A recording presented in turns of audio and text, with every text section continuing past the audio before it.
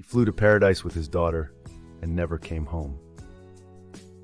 That's how the final chapter of Malcolm-Jamal Warner's life began, a week-long trip to Costa Rica that should have been sun, surf, and family time.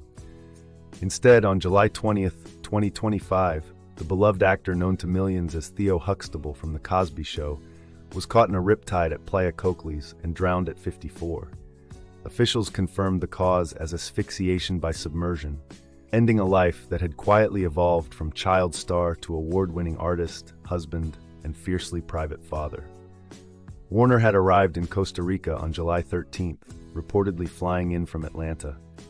According to TMZ, he was there with his young daughter for a homeschooling program, while his wife, whose identity he always kept out of the spotlight, had left the country weeks earlier. News of his death reached her by phone. The tragedy unfolded after a surf lesson on Playa Cocles, a beach long known for dangerous rip currents. Local Red Cross responders said they were alerted around 2:10 p.m., but found Warner unresponsive when they reached him. Bystanders and surfers managed to pull others to safety, including Warner's daughter.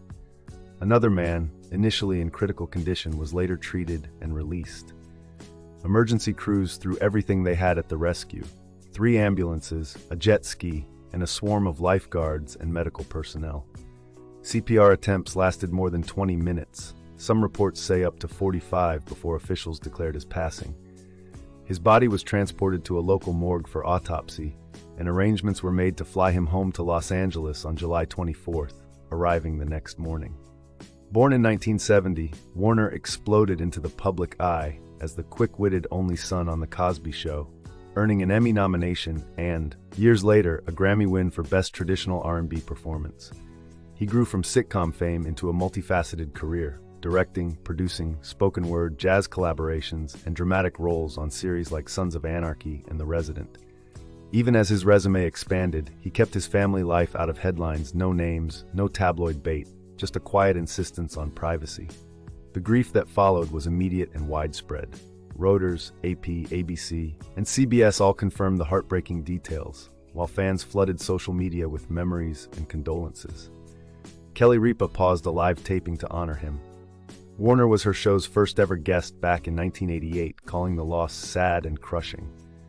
Co-stars from Bill Cosby to Raven-Simonet offered tributes to the man behind the iconic role, who remained warm, grounded, and generous long after the studio lights dimmed.